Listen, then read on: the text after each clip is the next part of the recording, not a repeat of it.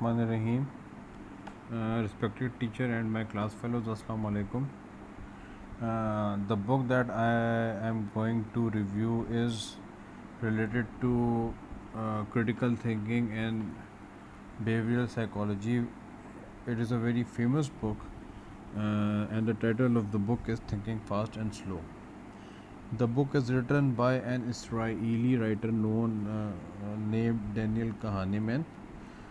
Daniel Kahneman is Israeli American who has also won the Nobel Prize in Economics on his contributory work on behavior economics. This is the book for those readers who wants to increase their critical thinking or uh, thinking ability.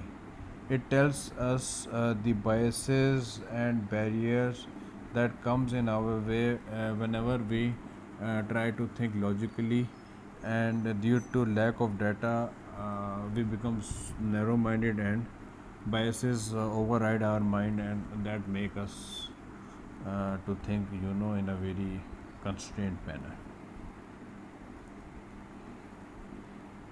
I have told you my name is Farooq Ali. I am the student of MSBA, second semester. The key aspects include, as I mentioned earlier, that the book is written by Daniel Kahneman, who is the Nobel Prize winner. The book contains 499 pages and it is published in 2011. In fact, it was published in 2011. It is the book on critical thinking and behavioral psychology. The book is not for the skimmers. The content of the book is very thick, and it contains lot of psychological terminologies and theories and experiments, and it becomes quite difficult for a layman to understand the content. Not because its language is hard, but because most of the experiments and narrations are related to psychology. The book has 4.2 rating on Goodreads, which is very good rating, and as I mentioned, it is also the bestseller of its time, and it is very, very, practicable book rather than novels or fictional. The hero of the book is are two systems that relates to our mind. One is known as System One, which is intuitive and instinctive. It is fast thinking approach that we normally practice without thinking, and the other is a more slow, docile, lazy, but logical, critical, and analytical, which is System Two. As the picture suggests that 95% we use System 1 and 5% we use System 2. System 1 is prone to our normative behaviors, our association with the friends, our daily experiences and practices, whereas System 2 is the holder of knowledge. It is backed by our retention memory, which we gather through data acquisition, and data we got through our experiences, through our skill building, through our knowledge. Basically, System 2 is subservient to our archive, the archive that we develop through knowledge, and System 1 is prone to experiences and repetitions. The more we repeat things, the more comfortable System 1 feels, and the more quick decisions it gives, which are similar to the environment, but they are not exactly the requirement and the decisions that we want at that moment. Uh, the writer has given many examples where we think that the example and the situation is easy to handle, and elusively we use System 1, whereas it deemed warranted and it most required System 2. One example I have copy pasted is related to a bat and a ball. It says a bat and a ball cost 1.10 in total. The bat cost $1 more than the ball. I repeat, the bat cost more $1 than the ball. How much does it cost? And I was astonished to read that many of the students that hail from elite universities replied this question wrong. They break the 1.10 into 2. They quoted the price zero point 0.10 to the ball and $1 to the bat, which is wrong. Point 0.05 is the price of the ball actually, and 1.05 is the price of the bat. Why we did it? Because we fall prey to our system 1, and without thinking we busted our reply. This is the picture that against test system 1 runs fast and system 2 runs slow, but here fast is not always the right choice. Sometimes a slow, logical, critical thinking is the requirement of the situation. But we like to be easy, we like to be safe, we don't like change, we don't like experiences and experiments too often. So that's why we remain to, or in fact we love to live in our contour, and this is the main hurdle that we don't improve our skills and knowledge. Then I have stipulated certain decisions that are related to both system. Love as first aid, system 1. Task we master through practice, system 1. Voting, which is the most important decision of life, but we have tasked this important aspect to system 1 rather than system 2. Critical thinking, system 1 cannot do, so we have to involve system 2. Analysis, not an easy task for system 1 to perform, it is for system 2. Opening of new business venture, it has to be a system 2 call, but whatever we do, we see our neighbor and we see him making money maybe through our dairy farm. We try to copy Shahrukh, who is our class fellow and is having a very good dairy farm, and see how rich Shahrukh is, and just make decision on our intuition by just looking at Shahrukh's all glamour and money, not knowing, not try to analyze, not try to study what the hard work and what the time he has spent to make this business successful. So we are, most of the time we rely more on system 1. We are prone to make decisions on looking at the smaller pictures, which are glamorous, which are which have a shine, but actually we try to avoid big picture because it wants our concentration and effort. Then statistical forecasting is also a decision of system 2. What you see is all there in. This is a very pervasive terminology that I think the book contains 38 chapters as a whole, and I think in each chapter the writer has used this terminology. What you see is all there is. It means we are too narrow minded to make decisions on scattered informations.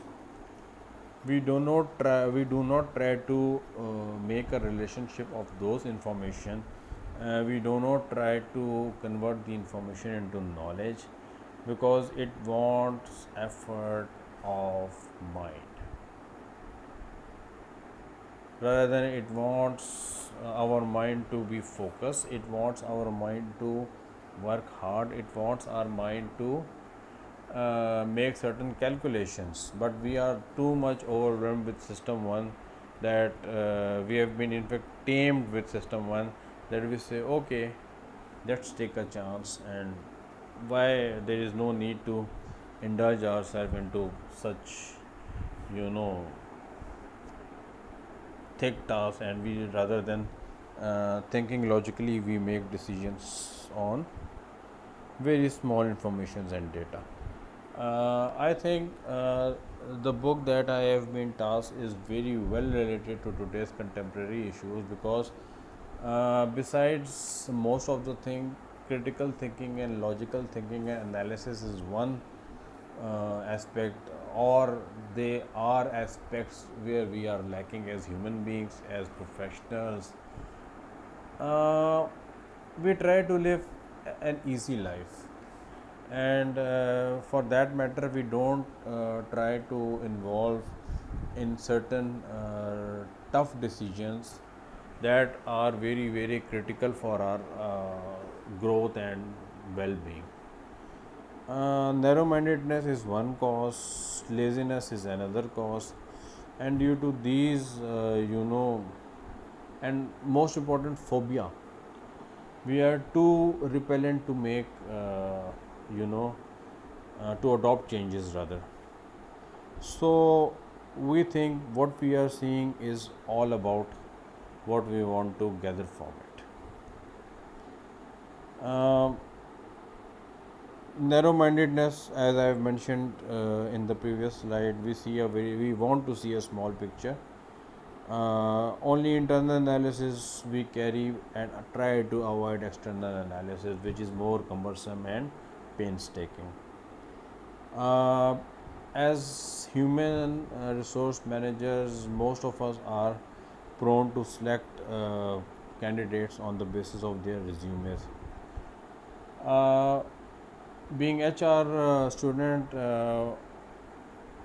I think if we ask the candidate, okay, gentlemen, just explain your aims and objective that you have written on your CV. I think not all of them, but some of them will stagger to describe. Moreover, we are too, subservient to glamour and attractions and outlooks, that whenever the gentleman is coming inside and he places his resume on our table, we becomes too overwhelmed to to scroll that CV, and we start on the basis of the glamour we start believing what has been written. Have we ever tried to investigate what he has written? Why? Because we believe whatever he has written, whatever the information is available on that A4 size paper is all that we need to know, which is wrong approach. Then again, we vote for personalities. We impress with their personality. We believe whatever they say in their speeches, and we say, "Wow, what a gentleman! He is the man who deserves our vote." Not try to realize what his background is, how many properties he owned, what was his source of income, is he loyal, has anything obnoxious related to his past. Never ever we do this. We hook by the book only. We believe too much on books rather than on ground practicability. Uh, Besides many things, another thing that I found interesting is the risk attitude spectrum. The writer mentioned that there are two approaches of risk. One is we seek risk, or one is we averse risk. In the book, you find many examples related to gamble houses and people who are fond of gambling, because what the writer says, he believes that gambling is one thing where it is basically the best lab to study human mindset and behaviors. So he says that uh, we are more loss aversive than gaining things. We are overcautious to avoid losses rather than making gains. So whenever there is an approach to averse loss, we averse loss whenever we try to reduce or save the risk factor. We don't take risk to make money. Let's suppose I have 100,000 rupees. I would prefer to keep it in bank rather than taking a risk and invest that money and try to not exactly try to double that money, but make something out of that 100,000 rupees. Why? Because we are risk averse. On the other hand, if we see that this 100,000 rupees is at stake, then we'll take risks. So this is a narrow-minded approach. Entrepreneurship is a risky ploy. Whosoever is not fond of taking risks, I think the advice would be not try to be an entrepreneur ever in your life. Government job holders like me, we think it's safe because we are getting salary. Our salary is safe, but let me tell you honestly, there is a very little aspect of growth. We, the government job uh, holders, basically anything that we get, we'll get after retirement. On the other hand, the pay, the perks, and the privileges, they are fixed. The growth aspect is very low. On the other hand, the shares business is risky, but there is, there is huge, huge price to avail that risk if somebody wants to take. Uh, Prudence is required, and it's better it's to take. Don't put your eggs under single hand. You should make your portfolios. The writer has also given a gamble example where he says, if you have one chance of playing a gamble, it is more riskier than if you have been provided 10 chances of playing a gamble. 10 chances, there are good chances that maybe in three, third, fourth, or fifth chance you get something out of it. But you have one chance to take a gamble, never ever do that. Then reference point. Reference point basically are the thresholds that we attain in our life. It can be our goals, it can be our CGPA, it can be, you know, it can be Virat Kohli's batting average. Uh, Reference point, I would say what I have conceptualized is basically it is your average score. For example, Virat Kohli is a very good supreme batsman. One day he makes 300, but 300 cannot be his reference point. His reference point batting average is round about 55, 56 because 300 is a rare case. On the other hand, the writer has also given the example of a golf player where a one fine day he makes a very good score, but next day that score converts into average because every day is not a Sunday. Okay, you can make a triple century on one day, but if you get out and 100 on the next day, what do you say? That 100 is bad? It is bad if you compare it with 300, but if your average is 55, 100 is also good. So reference points are threshold. It is basically the thrust that we have uh, to repeat, and if you can't repeat results, it can't be your reference point. That it has given the example of sale prices that they quote something 75% off, and then these are reference points. But in real life, what I believe is basically your CGPA is your reference point. Your one semester GPA cannot be your reference point. Same thing I have written down in. And I think why I choose picture, because I don't want to be monotonic in my presentations. I try to make something different that people would like to see and learn. That's why I kept this presentation. The content is very, simple and small. Although the book has 38 chapters, and it can't be possible to, summarize or review 38 chapter for a layman like me who don't have a psychological background. Uh, but I think this is the best book that I have read so far, and I intend to read it again once I get time because it really contains knowledge. Halo effect. Uh, we have been told since our inception when we start our school that always your first question and your last question should be the best one you know. Why? When teacher mark your first question, it creates an impression on teacher's mind. Again, system 1 is overwhelming. Yes, this gentleman seems good. He has a knowledge. Whatever you do in the center will be overridden by the last question you attempt, because it is believed that your mind remembers the last thing, the end result, or the most uh, क्या इसने use किया word ऐसी चीज़ जो बहुत तेज़ी से आए, like he has given the example that there are two patient, there is a painful procedure, one patient has a procedure that would last for 5 minutes but it is damn painful, and the another patient procedure lasts for 25 minutes, that consists of two sessions. The first session was mild painful and the second session was uh, uh, painful, but the end was, calm. So who would be in more discomfort? Of course, the patient one. Those 5 minutes were like a hell. So we remember those things that are, you know, hard and painful. Even their duration is short, but yes, that remembers for life.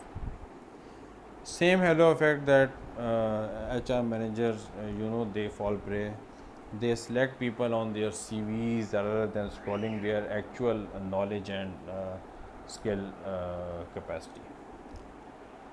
Uh, I have, I have taken the picture of a status for my friend, even though I forget to, cut his name as well. There are two states of mind. One is clear headed and the other is having many things running. He says that the more clear your mind is, the more you would be absorbing knowledge, because at the end your system 2 is more reliable. It is backed up by your memory, which is your archive, and that develops through experience, through knowledge, through skill building. On the other hand, system 1 is subservient to your normative behavior, your associations, your repetitions. It's like अ तोता, कि आप उसको चीज़ें रटा तो देते हैं और वो बार बार सिस्टम वन के ऊपर कर रहा होता है, जबकि जो आपका सिस्टम टू होता है वो क्रिटिकल थिंकिंग करता है. आप जो मैथ्स का लॉगरिथम करते हैं, that is because of system two, it's not because of your system one. Then again the focus, we are very narrow focused. हम चीज़ों को बिल्कुल उसके सेंटर पॉइंट पे देखते हैं, जबकि उसके इर्द गिर्द जो चीज़ें होती हैं, जो कि आपका इन्वायरमेंट होता है, वो भी जानना बहुत ज़रूरी होता है. But what we do, we always see results, we always evaluate outcomes, but we don't evaluate what is the actual problem. So this is why we fall prey to biases, and this is where our system 1 handicaps, and it won't allow system 2 to take on the situation. If we have a data, if we have a knowledge, if we have the experience, there are less chances to become prey to system 1. I would never say that system 1 is a foe and system 1 is a friend. System 1 saves life. You are crossing a road, and suddenly you see that the car is coming towards you at a speed of 200 kilometers. It is a system 1 that alarms, because you don't have the time to think. You have to make quick decisions that are most valuable to your life. It is, you are again subservient to system 1. But the question is how to make your system 1 less biased, by acquiring logical, relevant, and unbiased data. The more unbiased data you have in your memory, the more you involve your system to, the more the less you will fall prey to. We are too easy minded. We love small numbers when it comes to calculation. Researchers manipulate data, they take a very low sample size, which is by no means is representative of the population, because they are biased to get their premeditated outcomes. We replicate tough questions into easy ones. We try to give answer to a relevant question in an unrelevant way. हम मुश्किल चीज़ों को आसान बना के जान छुड़ाने की कोशिश करते हैं. ईगो डिप्लीशन, ये बड़े मज़े का कॉन्सेप्ट है. People use their available will power on, we waste our willpower on one thing, we become too overwhelmed, and we, due to that subduedness of mind, we make false decision. आपका boss है, आपने कोई चीज़ sign करानी है, तो शैतानी advice तो ये है कि उसके पास तब जाएं जब वो छुट्टी कर रहा हो। वो जल्दी भी, क्योंकि वो ओवरवेलमेंट होकर छुट्टी करने के लिए वो गलत चीज़ साइन कर देगा। हमेशा डिसीजंस फ्रेश माइंड के साथ लें। आपको जब गुस्सा आ रहा हो, आपको जब भूख लगी हो, इस किताब में लिखा है, मैं नहीं कह रहा, ट्राई टू डिले डिसीजंस ना लें उस टाइम, पेंड कर दें। भूख लगी है, पहले खाना खाएं फिर डिसीजन लें, because your mind needs energy. When our mind is overwhelmed we have less self control. जब आप में सेल्फ कंट्रोल नहीं होता तो आप बायस हो जाते हैं, सिस्टम वन प्रिवेल करता है। Self control is like a muscle, the more you involve it, the more you practice, the more you develop a habit of taking tough decision if tough time. There is no good or bad memory, there is trained and untrained memory, which is दूसरा topic है, उसमें हम चले जाएंगे। Ego depression की picture है, आपकी will power होती है, आपके सामने पिज़्ज़ा पड़ा होता है, आप नहीं खाते। विल पावर कम होती है, आप उसकी तरफ देखते हैं। विल पावर थोड़ी सी कम होती है, आप कहते हैं चलो थोड़ा सा चख लेता हूँ। जब आप थोड़ा सा चख लेते हैं तो you becomes too overwhelmed with the taste and smell कि आप पूरा का पूरा खा जाते हैं। ये एक पिक्चर मुझे अच्छी लगी थी। Again it is related to system 1 and system 2। I put it here, कोई अगर उसको देखना चाहे। Anyway, if you ask me about the book is tough, the content is thick. I won't recommend those skimmers, those who don't like to read, but this is a must read book जो critical thinking को adapt करना चाहते हैं, जो logical reasoning को लेना चाहते हैं। For those, I think if you have time, your next book should be Thinking Fast and Slow. आपको थोड़ी सी एफर्ट करना पड़ेगी, आपको थोड़ी सी गूगलिंग करना पड़ेगी, because it contains some psychological terminologies which are not easy to understand for those people who don't have a psychological background. But meantime, अगर book आपकी बेस्ट सेलर है तो इसका मतलब ये है कि it is not only tagged with one segment of reading that is psychologically, it is pervasive. So I would give it 4.5 star and I will definitely read it once again and again to bring improvement. और अगर आप बात करें, अगर contemporary issue की बात करें, तो मेरे नज़दीक लॉजिकल थिंकिंग इस टाइम दुनिया में सबसे बड़ा कंटेम्प्रेरी इशू है। We have been too overwhelmed by media, by our peers, by our society, that we have lost our own thinking abilities. So it's a must read book, but for those who loves reading. Thank you.